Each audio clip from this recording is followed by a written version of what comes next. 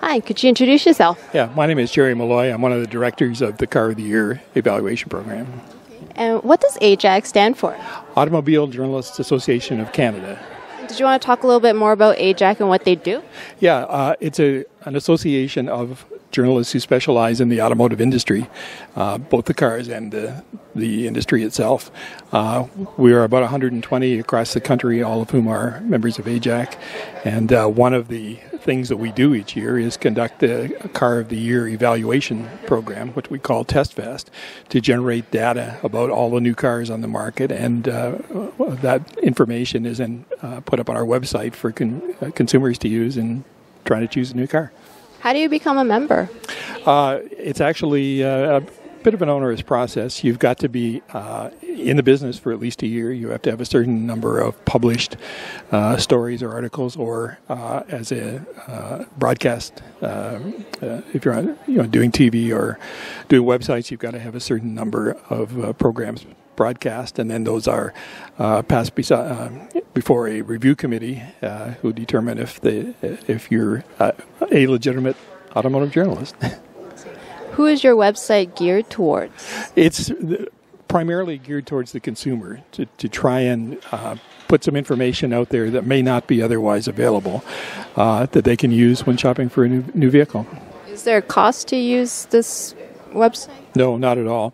And AJAC itself is the members pay a membership, but it's a nonprofit organization. The Test Fest program it's essentially funded by the manufacturers because we charge them a fee to enter their vehicles in it. But again, the whole thing is nonprofit. It's strictly a service to consumers.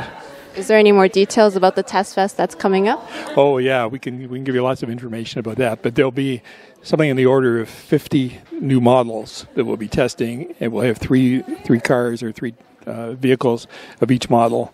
There'll be about 75 journalists, and over the course of 3 days, we'll evaluate all of the vehicles in a wide range of conditions, mostly on public roads, but we do have closed courses on the airport for doing things like acceleration, braking, handling tests, and so on.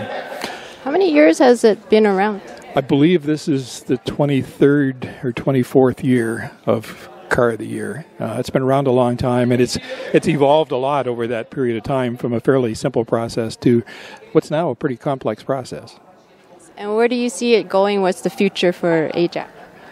Certainly, we're endeavoring to make more and more information available from our test program every year, and we just are in the process, in fact, of revamping the website to make it easier to do comparisons so people can pick and choose what cars they want to compare to each other and find the data for them. Any personal favorites for cars? Oh, it depends so much on what class you're talking about. One of my favorites, just in terms of driving, is an Audi R8, but that's not exactly an everyday car for people. Do you own one? I don't own one. I wish I did. Awesome. What's the website so viewers can find out more information? It's www.ajac.ca. Perfect. Thank you so much, and hopefully everything. Thank you. Welcome to Toronto TV. This is your host, Maggie Ng, and we are on location at the Toronto Congress Centre on September 21st, 2010. We are here to get consumer tips and tricks on how to purchase a new vehicle, car, truck, or SUV. Consumer tips are given by AJAC. AJAC stands for Automobiles Journalists Association of Canada. We'll be here to do a hands-on demonstration where we get to test drive as many vehicles as we can. So watch out, here I come. I'm testing out some new vehicles.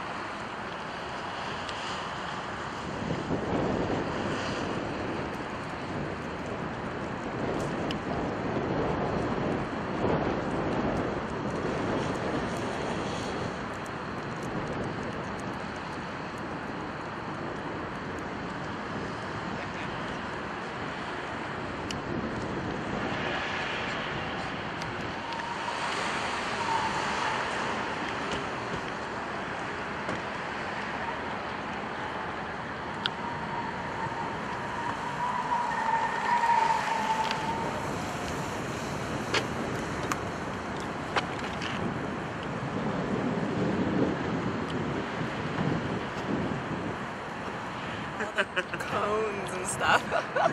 Do you want to try? Well, I just test drive the Mercedes-Benz e550. And I had to go through various amounts of turns and starts and stops, accelerations. It was actually quite exhilarating. I found that this car...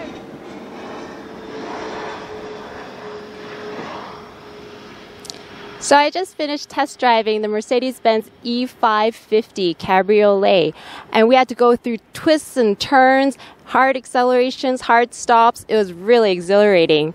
I found this car is very smooth, has great stopping and brakes, and I think it was really good. The only thing I didn't really like was this top part was a little bit too close to my head, but maybe it's just the way I adjusted the seat.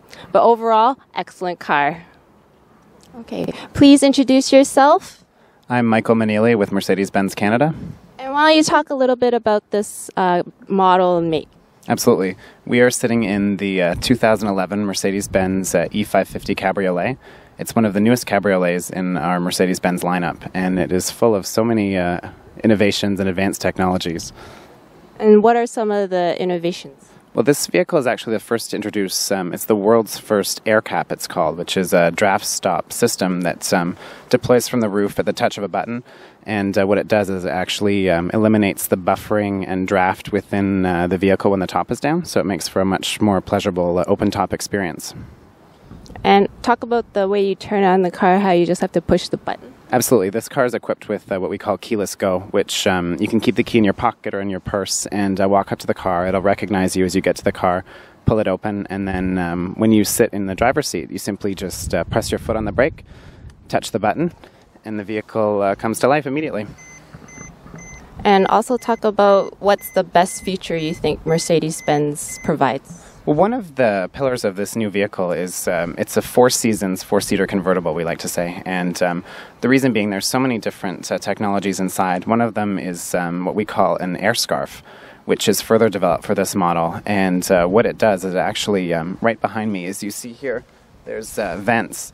And those vents can circulate warm air around the neck, similar to a scarf, which can extend the open-top season quite late into the fall. Especially when you combine it with the heated seats and the air cap system. It really makes for a very comfortable and pleasurable cabriolet experience, even when the temperature might not be as conducive to having them top down. Who do you find is your target market?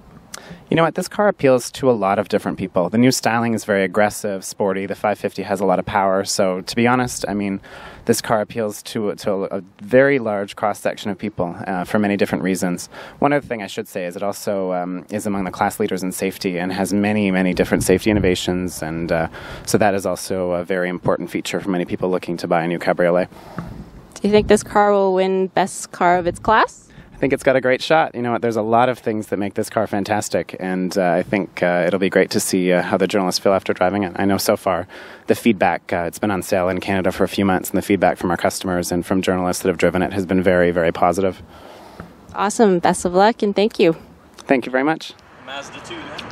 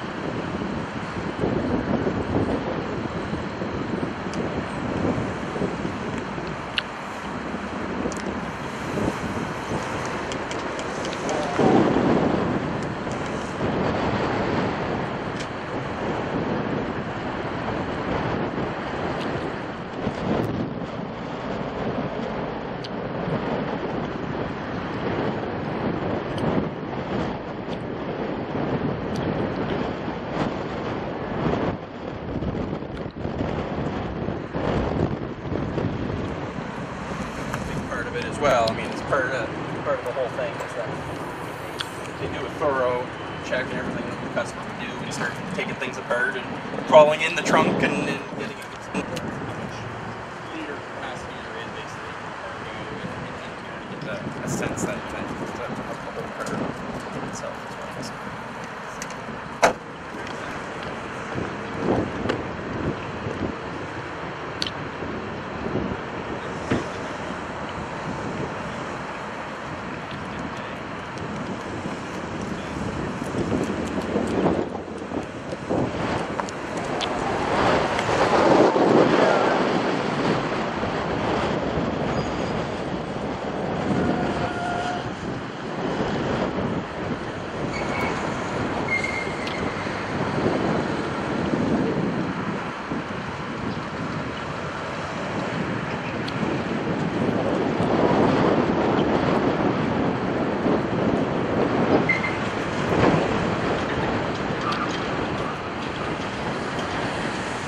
I gave it a good mark for steering, a lot better than the Jag because you know, going through the S-curve and stuff like that. The steering was bad.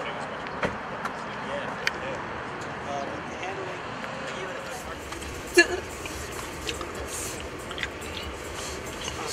over.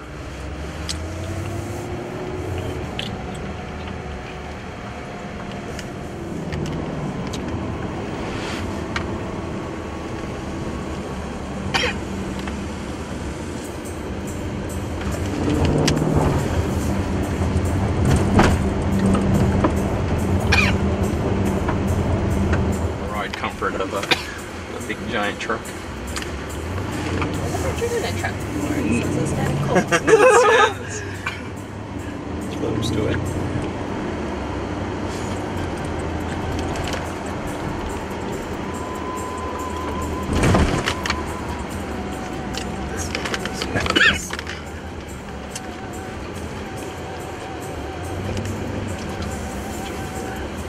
Skippy here.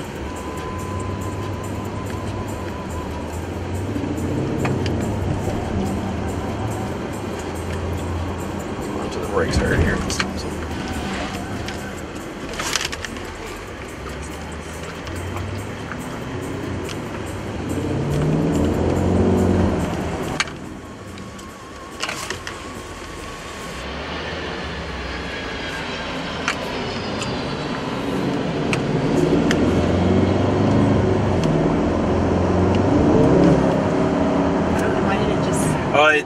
We have it in sport mode here. Let me take it in sport mode. They're normal. So sport mode will want to get the revs up. So even though it's an automatic, we're put into sport mode. It'll want to get the revs up before it changes gears. So it'll rev really hard. And if you don't hit it, if you don't hit that gear, it'll do weird things. But I just put it into normal, so it should handle a bit better.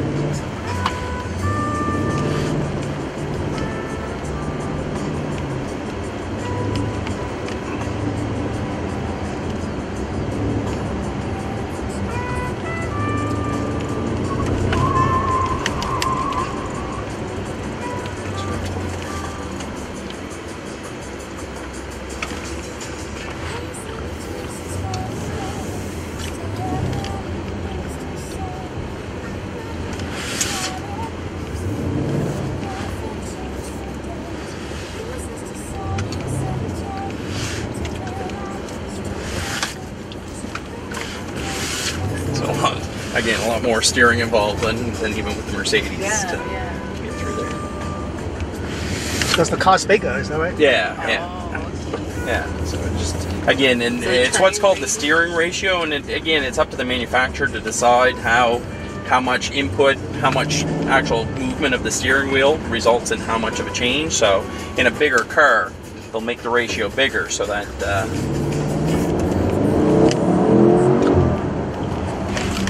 So that it's more maneuverable as opposed to something nice and tight like the Mercedes. A slight change, it's just much stiffer. So a little change in the steering will result in a bigger change in terms of direction. So the Mercedes is more like a sport. Yeah, much more sports performance. I mean, this is a compromise. I mean, it's still a Porsche. You get the Porsche engine and that kind of thing, but they still want to maintain.